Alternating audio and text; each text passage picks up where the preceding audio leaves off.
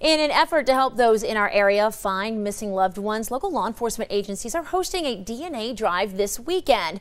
Joining us now live from the 6 newsroom is Amy Dobbs from the Knox County Sheriff's Office to talk a little bit more about this event. Amy, thank you for coming in tonight. Thank you for having me.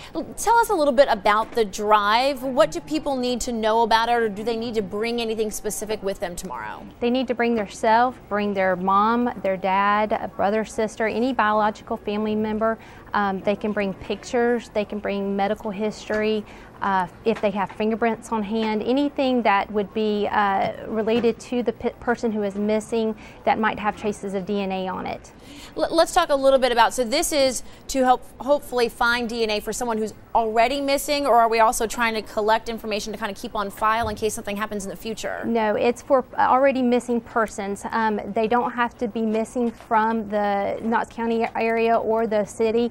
It can be a missing loved one from another state, and let's say you live here. This is a great way that we can do a courtesy collection for another agency, or if they're not here to do it themselves, we can get it taken care of for them. Remind people at home what kind of samples, if you will have DNA on it, so they might have a better idea of things they could bring in. Toothbrushes, hairbrushes, even baby teeth, anything that might have a trace evidence or trace DNA on it, hats, those are kind of things that we're looking for.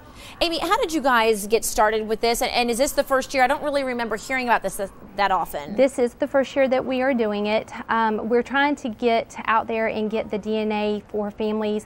There's over 40,000 sets of unidentified human remains in medical examiners' offices, and we're just trying to help make an identification. If we can just make one identification, then that's an answer for one family. And this can be shipped to, like you said, other agencies across the country, correct? What we will do is we will take a buccal swab from the inside of the cheek, and we will then send it off to University of North Texas Health and Human Science Center, and they will then process and create a DNA profile, which will then go into the CODIS database for the missing families of missing loved ones and for the unidentified remains, and hopefully make that that connection.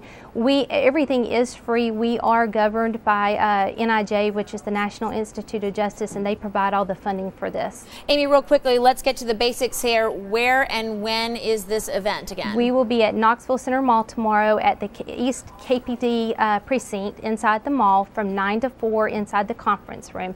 And we just, we recommend anybody and everybody to come out. You don't have to have a missing persons report on file or anything like that. Just come out and take advantage of this. We will be there also to help with the NamUs database, create a NamUs case for your loved one, or update information inside the system. All right, Amy, thank you so much for this great information tonight. We appreciate it. Thank you for having me. And of course, everyone, will have much more information about this DNA drive, including the hours and location again, right on our website, wate.com.